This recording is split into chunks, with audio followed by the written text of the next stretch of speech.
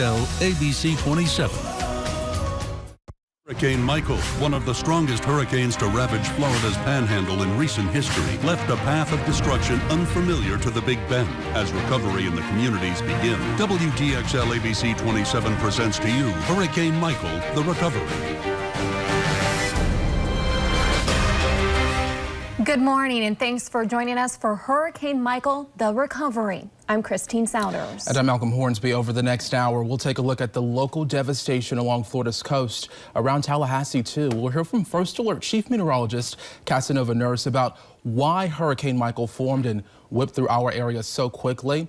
We'll also hear from first responders who, as you know, have been working around the clock since the storm made landfall Wednesday morning. But first this morning, we're taking a look back at preparations before the storm and the moments after impact. Here's our Abby Maurer.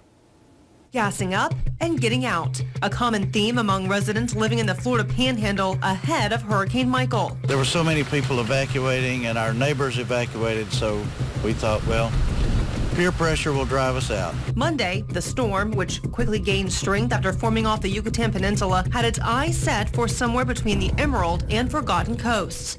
By Tuesday, homeowners and business owners who planned to stay stocked up on bottles of water, non-perishable food, and generators. Be prepared, yes, for yourself, yes, for your families, but also be prepared so that you can help your neighbors. Overnight, it really ramped up from a lower end major hurricane to one that's going to be in the history books. Wednesday, Hurricane Michael slammed into Mexico Beach at 155 miles per hour, just shy of a Category 5 hurricane. Well, it's getting us a very shocking and clear picture of the eye wall here. As quickly as the storm came, it went, knocking out power to 90% of Leon County and more than 15,000 homes in Gadsden County. I can't say that we were actually ready for something like that because nobody could ever be ready for something of that magnitude.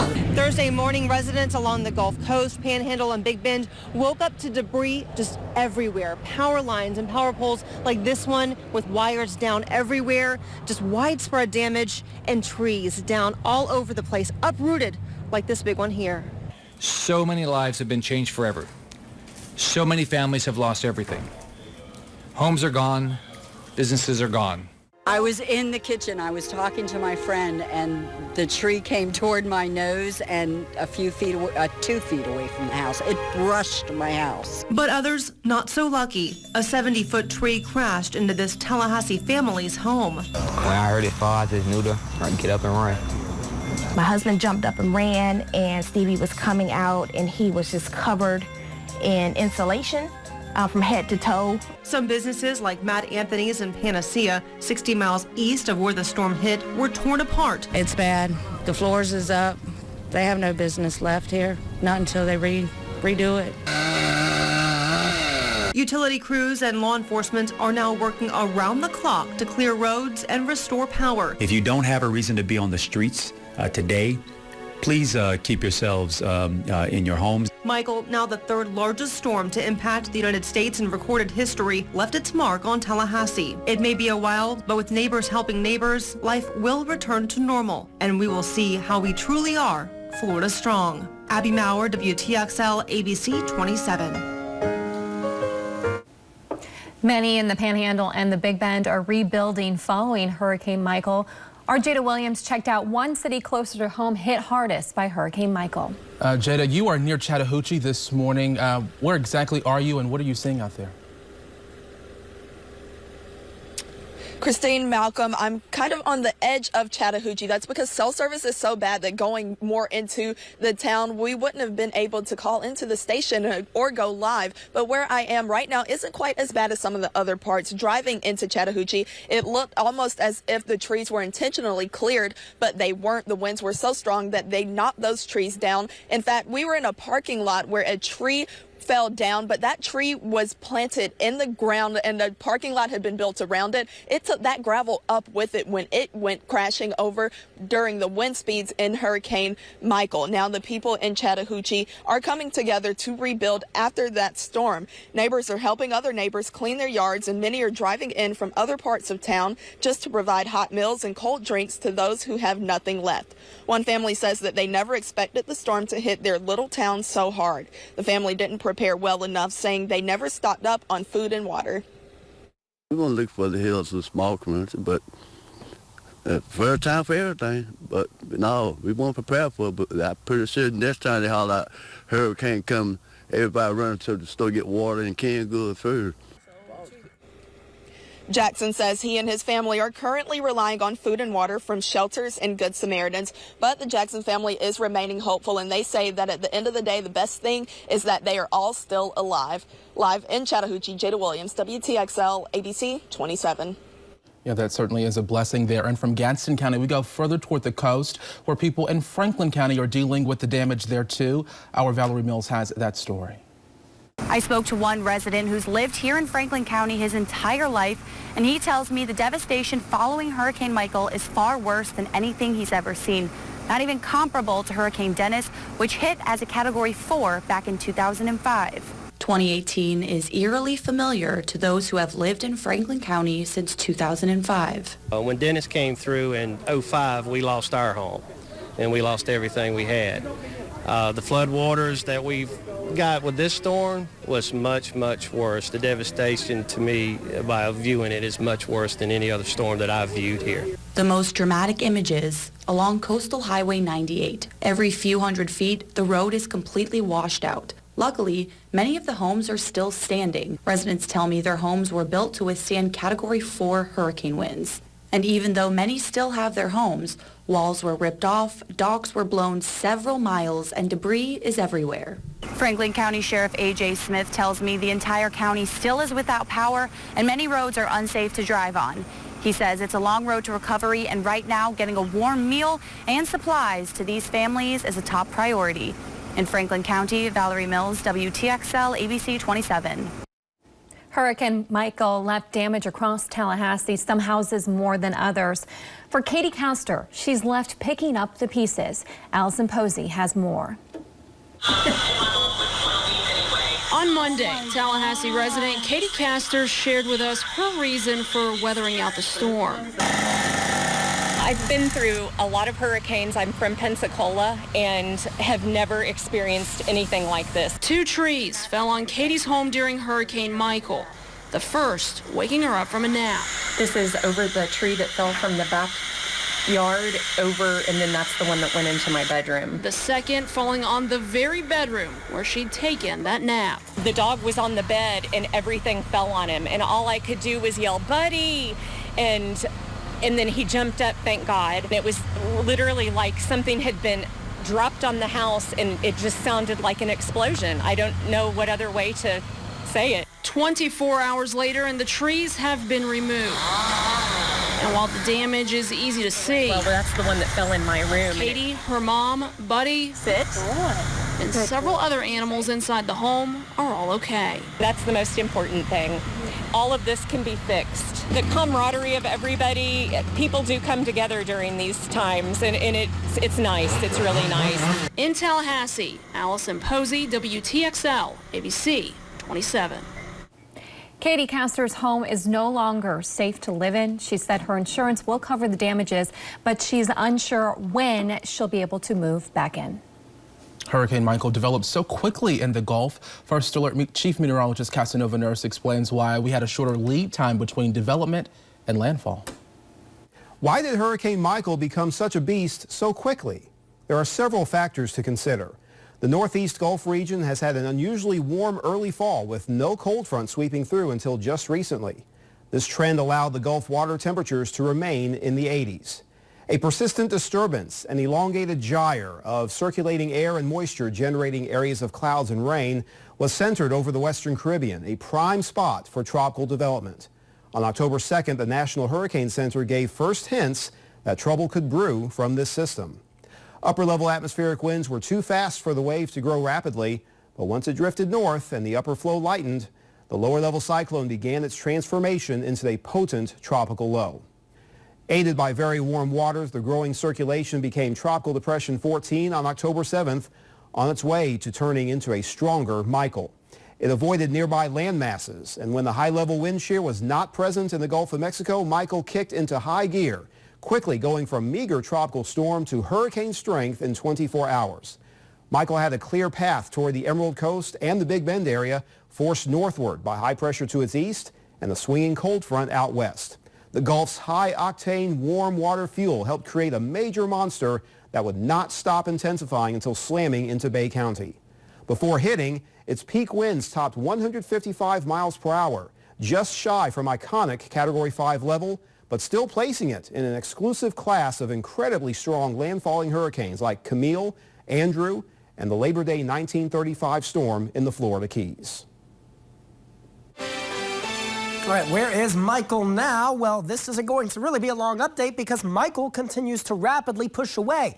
It's that red circle right there. There are no longer advisories issued on it as it's no longer a tropical system. And the overall potent low that it once was, well, it's still packing some strong winds, but this is mainly a maritime interest as it approaches the far northern reaches of the Atlantic, where most typical tropical cyclones travel once they get caught up in the westerlies further up to the north away from the tropics. There it is, that red circle. We have no advisories to look at because, again, the system is no longer tropical, but we can kind of see what it actually looks like. There's a front extending from the large axis that is what once was Michael. This is now just one of those extratropical lows that's continuing to rapidly push on through. You'll see a lot of these through the fall, spring, winter, and even summer months. And as you can see, this one is no longer going to be impacting any of the U.S. as that matter will fade away, but it will still be around as it approaches Europe. We'll have much more on your local forecast in just a few minutes. Schools around the Big Bend area are trying to get back to a sense of normalcy after this monster storm. Yeah, take a look at school reopening set for next week. FAMU, FSU, and TCC are set to resume classes on Monday. All Leon County schools will reopen Monday too at the regular schedules. Student absences will be excused and student activities will proceed on a school-by-school basis. Gadsden County School will be closed on Monday and will not return until issues are fixed throughout various schools. All Jackson County schools have reported extensive damage and will have extended time out of school until it is safe to go back. Jefferson and Wakulla County schools will reopen to students on Tuesday, with Monday being a teacher workday. All right, coming up after the break, we'll check in with first responders who have been working around the clock since the storm hit our area on Wednesday. And we take a look at local shelters where people camped out during the storm. But first, we asked for your pictures of the storm and video. We see some here. This is from Brian Kanata on Facebook, showing just how many crews were called in to help restore power from this storm. Absolutely amazing to see that here. Stay with us. We're back in a few minutes. Our community is amazing, but we can always make it better. I've been a Rotarian for 17 years. The Rotary Youth Camp is a place where children with mental or physical disabilities get to swim, horseback ride, do crafts, and experience an independence many of them have never felt before. The campers are never charged a fee thanks to the support of Rotary clubs and generous people in our area. I'm Dr. Dennis Fiorini, and I care about our community. That's what makes Fiorini Chiropractic a dedicated company. The best way to buy a car is the Werner way. Lease a brand new 2018 Elantra for just $99 a month with no payments until April 2019. And get a brand new big screen TV. Stop by today, Werner Hyundai. Strong storm, the trees are down and the lights are out. No air conditioning, no refrigerator. I get how strong the storm was, but I need my power back.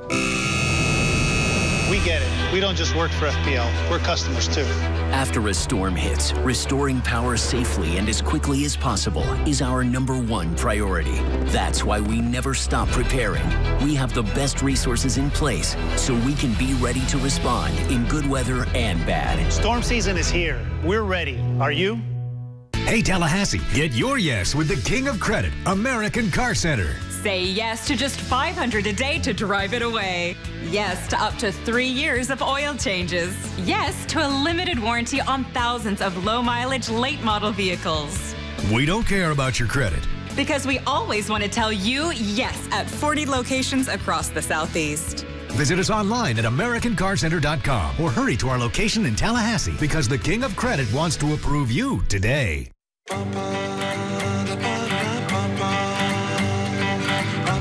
Where to go and what to do in Muscle Shoals in Florence, Alabama.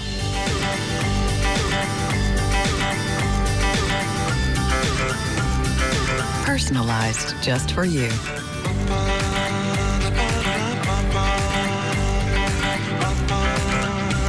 Find your sweet spots at alabama.travel/sweet spot. Nobody gets your carpet, tile, or hardwood as clean and healthy as Stanley Steamer. That's why I call. Call or visit StanleySteamer.com for local specials. Stanley Steamer, your certified cleaner. Due to ABC 27 special report Hurricane Michael, The Recovery, the following programs will be rescheduled. Biz Kids, originally scheduled for 7 a.m., will now air at 10:30 a.m. Think Big, originally scheduled at 7:30 a.m., will follow at 11 a.m. Shows will return to their normal times on October 20th. The best way to buy a car is the Werner way. Lease a brand new 2018 Tucson for just $139 a month with no payments until April 2019 and get a brand new big screen TV. Stop by today, Werner Hyundai. Welcome back to Hurricane Michael, The Recovery.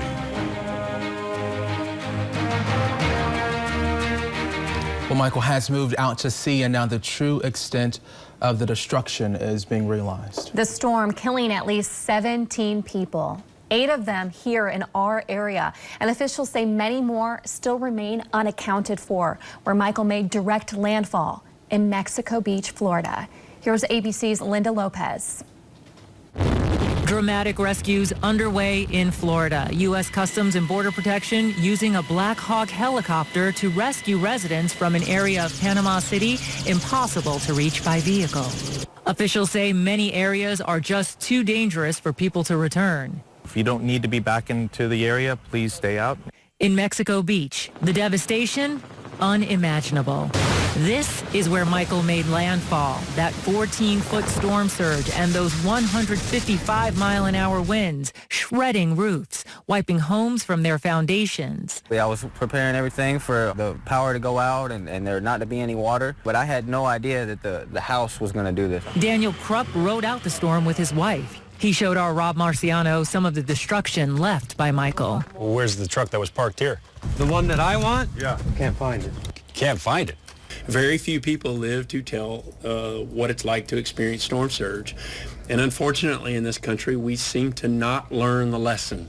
Over 1 million people without power in the storm zone. Utility crews from all over the country now flooding into the area to help restore power. You look at the electrical infrastructure here, it's devastated. And nearby Tyndall Air Force Base also hit hard by Michael. Teams now being flown in on cargo planes to get the base up and running again. In Florida, Georgia, and the Carolinas, residents who have returned home now picking up the pieces. Linda Lopez, ABC News, New York.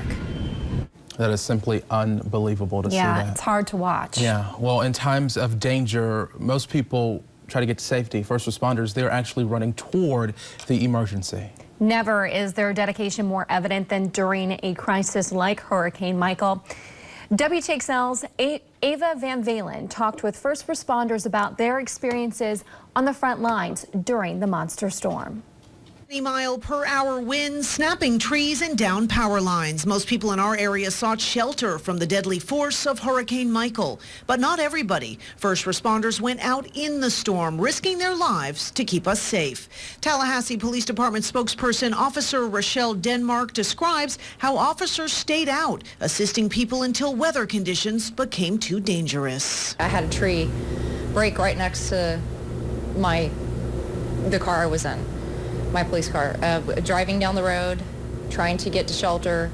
A tree snapped in two and landed. I heard it snap and I heard it crash and it landed right beside the car as I drove past, and I knew that's when it was time to really get to shelter. She says that even though the storm is past, there's still plenty of work to be done. Officer Rochelle Denmark of the Tallahassee Police Department says they are still in their emergency response operation to ensure the safety and security of the community regarding Hurricane Michael. They will not stop until that task is done and they can resume normal operation. TPD wants to remind people to be vigilant, lock your doors and secure your valuables. They say crimes aren't stopping. They've been arresting people and taking reports of burglaries. Ava Van Valen, WTXL, ABC 27. All right, when we come back for you this morning, Florida not the only state in recovery mode now from Michael. A look at efforts underway in Georgia, where people there are dealing with significant destruction of their own. But first, here's more video showing damage. This three-way intersection at the corner of Bellevue and Rivoli Road, impassable due to downed trees and wires. You can see just how large those trees are. And here's another look at the school openings in our surrounding counties. We'll be right back.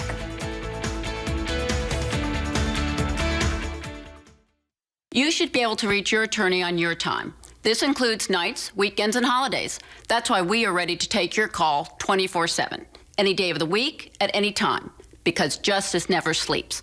Morgan & Morgan, forthepeople.com.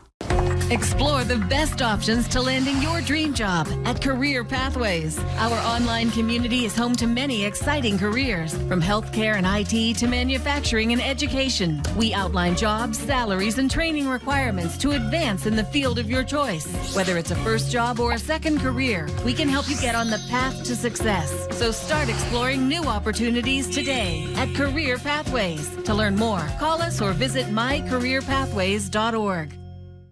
She was a college student and she thought that she was safe. Her parents thought she was safe at the apartment complex because they advertised that they had all these safety features, cameras, everything. None of it worked. And somebody broke into her apartment and raped her. In school, a young woman changed her whole life. It was so hard for her because, of course, she didn't want to talk about it. I've listened to a defense attorney tell my client, you let this happen to you. I get very angry when I hear things like that. I take it personally. I am standing in my client's shoes in that situation. Holding people accountable for the wrongdoing, that's what we do. But whenever that is caused by someone who is a predator, I'm not talking about negligence, I'm talking about somebody who just decided they wanted something and took it. They get to deal with me. To build a better law firm, you need experience. We have it. We need to be reliable, trustworthy. We are. Sometimes we need to think outside the box, but we must always strictly follow the rules of courts, the law, and the rules of ethics. We do. It's vital to have a good reputation among the other lawyers and judges that we work with. We do. Good lawyers always put their client's interest first. We do. We've built a better law firm. If you've been injured, call Barrett, Nani, and Mola. Problems with pet hair and dust allergies? Doug's Vacuum Center is Tallahassee's only authorized Miele dealer. The Miele is lightweight and powerful with advanced HEPA deodorizing air filtration. Ever considered the convenience of a central vacuum? These systems are easy to install in any home and even easier to use. Doug also services and repairs all brands. Doug's Vacuum Center. Get the dirt and dust out and let life in. Strong storm, the trees are down and the lights are out. No air conditioning, no refrigerator. I get how strong the storm was, but I need my power back. We get it. We don't just work for FPL, we're customers too. After a storm hits, restoring power safely and as quickly as possible is our #1 priority. That's why we never stop preparing. We have the best resources in place so we can be ready to respond in good weather and bad. Storm season is here. We're ready. Are you? Hey, Mom. It's Ryan Seacrest. I want to talk to Kelly.